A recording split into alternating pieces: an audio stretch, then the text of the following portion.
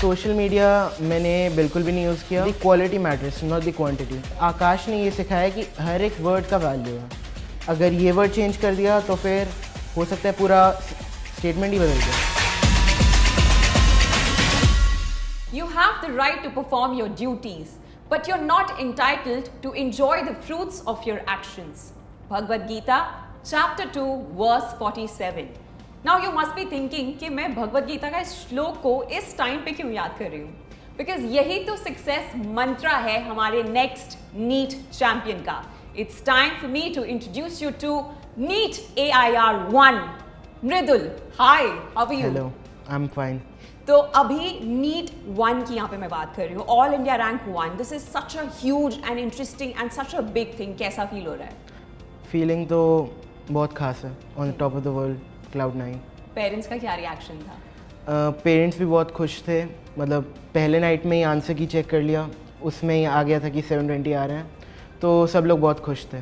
Okay, सो क्या इस journey को स्टार्ट करने की वजह पेरेंट्स ही थे या कहाँ से मोटिवेशन आया कि लाइफ में डॉक्टर बनना है? देखिए, लाइफ में तो कॉम्पिटिटिव एग्ज़ाम्स की तैयारी मैंने पहले से ही शुरू कर दी थी। ऑलमोस्ट 6 क्लासेस स्टार्ट कर दी थी। बट ये जो मेडिसिन फील्ड है, इसका डिसीजन मैंने 10th के बाद ही लिया था। तो उसमें पेरेंट्स का फुल सपोर्ट था। मतलब ऐसा नहीं था कि डॉक्टर ही बनना है। दे वर लाइक जो तुम्हें अच्छा लगता है वो करो। तो या पेरेंट्स ने फुल सपोर्ट किया और 2 साल की जर्नी थी ये पूरी, और फ्रूट्स मिल गए। एंड इन फैक्ट जैसे मैंने तुम्हारे इंट्रोडक्शन में भी मेंशन किया मृदुल, दैट डिटैच्ड रह के तुमने अपने सारे काम को किया. सो ये इतना जो बड़ा और रिच एक्सपीरियंस है आपका लाइफ में आपको जो मिला है, वो इतनी यंग एज में कैसे आया? जैसा कि मैंने अभी मेंशन किया था, मैंने बहुत पहले से स्टार्ट कर दी प्रिपरेशन, और बीच में ओलंपियाड्स मैंने टारगेट रखे थे। जैसे जूनियर साइंस ओलंपियाड होता है, तो 9th में मैं OCSE लेवल के लिए सिलेक्ट हुआ था। उसके बाद मैंने बायोलॉजी ओलंपियाड को टारगेट किया क्योंकि बायो में मेरा इंटरेस्ट था। तो I went for OCSE in 2023 and 24. So these were like little milestones to help me improve my knowledge and all, so that मैं आगे अच्छे से फोकस कर सकूँ। अब हमने फोकस की यहाँ पे जो बात छेड़ी है, मुझे आपका सीक्रेट जानना है कि how you remain focused through out the journey और डिस्ट्रैक्ट कैसे नहीं हुए, because it's very hard in the time of social media. नहीं? हाँ, वो तो है। तो सोशल मीडिया मैंने बिल्कुल भी नहीं यूज़ किया।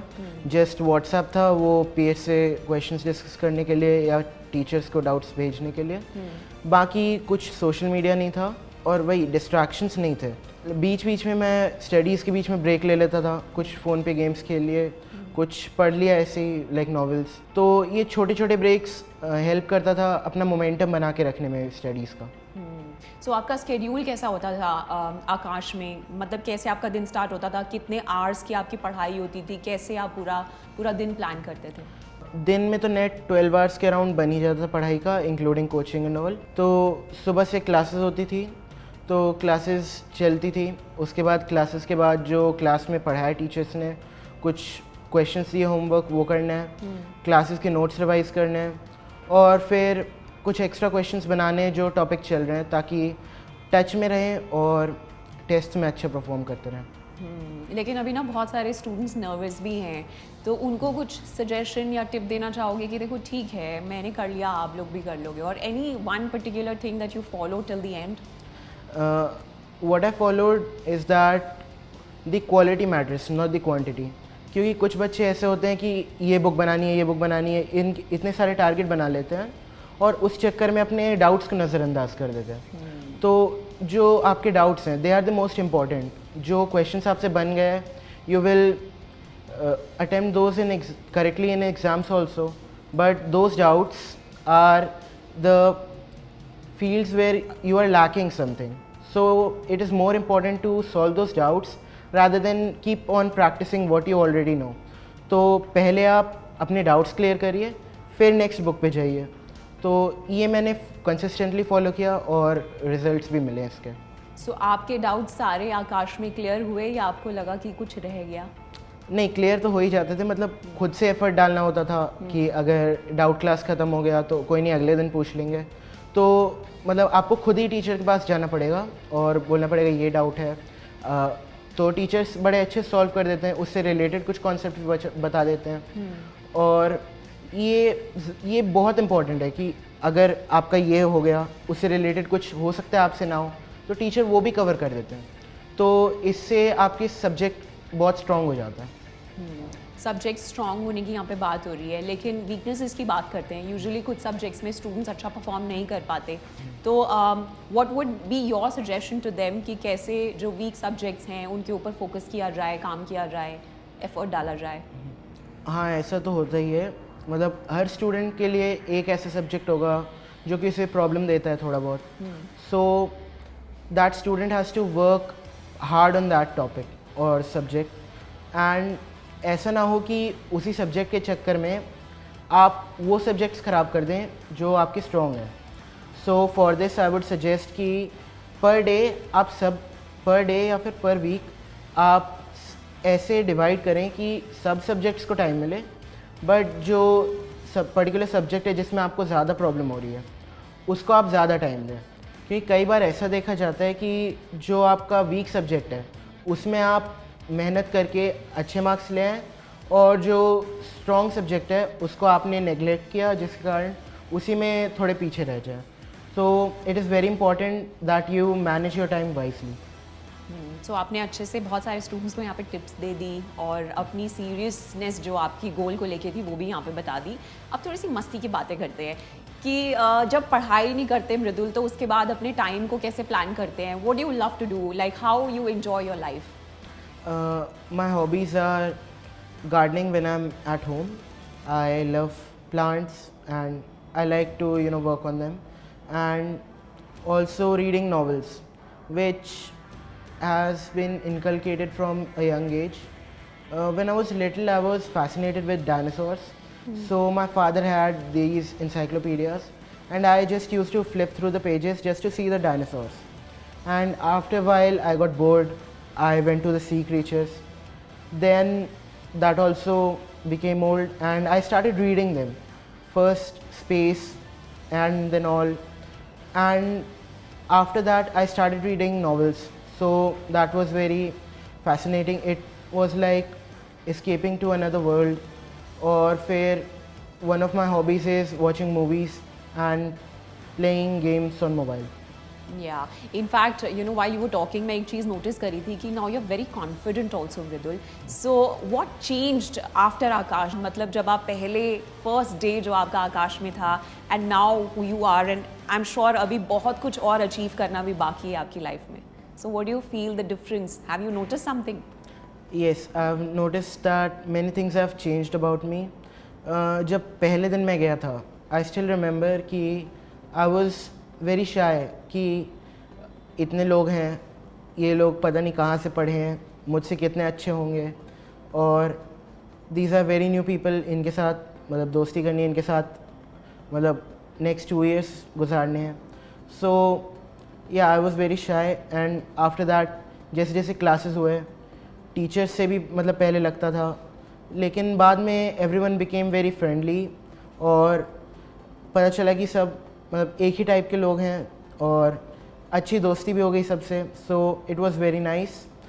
एक और चीज़ है कि मतलब पहले मैं क्वेश्चंस कैजुअली अटेम्प्ट करता था, लाइक ये वर्ड है ठीक है, ज़्यादा चेंज नहीं होगा, बट आकाश ने ये सिखाया कि हर एक वर्ड का वैल्यू है. अगर ये वर्ड चेंज कर दिया तो फिर हो सकता है पूरा स्टेटमेंट ही बदल गया. So I learn that the hard way. कई बार क्वेश्चंस गलत हुए. So yeah that improve me as a person. And एक चीज़ मैं और जानना चाहूँगी, यूजुअली जब भी हम किसी चीज़ को लेके इंस्पायर्ड होते हैं, specially in are initial phases, तो पेरेंट्स ही करते हैं हमें मोटिवेट. तो आपकी लाइफ में कोई ऐसा मोटिवेटिंग इंसान था, या आपको खुद से ही बहुत क्लैरिटी थी कि आप ब्रदर, कोई रिलेटिव आपने देखा कि उनकी लाइफ कितनी सेट हो गई है, now that he is a doctor, कुछ ऐसी इंस्पिरेशन थी अराउंड, या it was your plan totally? देखिए, मेरे फैमिली में कोई डॉक्टर तो है नहीं, तो इट वाज माय प्लान कि मुझे बायोलॉजी पढ़ने में मज़ा आता है, तो लाइक मेडिसिन अच्छा रहेगा, ह्यूमन बॉडी के बारे में जानेंगे, डिजीज़ ट्रीट करेंगे. तो it was mostly self motivation. अब मैं मृदुल एक टफ क्वेश्चन की तरफ यहाँ पे बढ़ूंगी. यूजुअली हमारे पेरेंट्स ना हमें बहुत प्रोटेक्टेड रखते हैं हर एक चीज़ से, राइट? और उनको लगता है कि बच्चे के ऊपर और उसकी स्टडीज़ के ऊपर इफेक्ट नहीं होना चाहिए.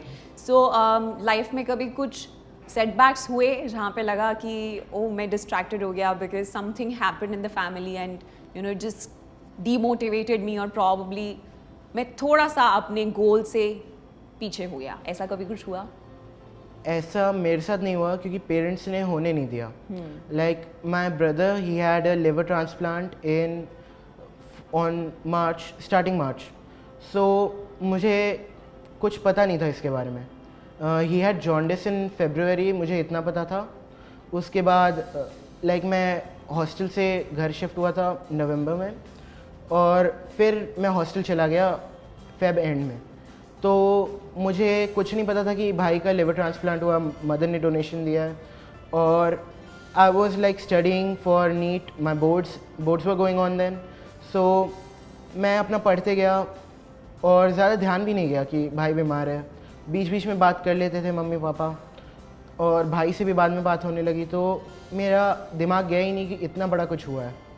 तो at the day of NEET जब मैं एग्ज़ाम दे के वापस आ रहा था तब मुझे पता चला कि भाई के साथ मतलब इतना बड़ा ऑपरेशन हुआ भाई का. Must be hard for you. Yeah. So is he okay now? Is he well? Yeah, he is fine. Okay. So we are very happy कि लाइफ में फाइनली हैप्पी हो ही गया सब कुछ. जब रिजल्ट्स अच्छे आते हैं तो फिर और ज़्यादा मोटिवेशन आता है. सो बिफोर वी से बाय टू यू, मैं आपसे ये जानना चाहूँगी कि आपकी सक्सेस की जर्नी को स्मूथ बनाने में आकाश का क्या कॉन्ट्रीब्यूशन था? आकाश का एक मेजर कंट्रीब्यूशन है मेरी सक्सेस जर्नी में क्योंकि right from the beginning the faculties were very cooperative, very helpful.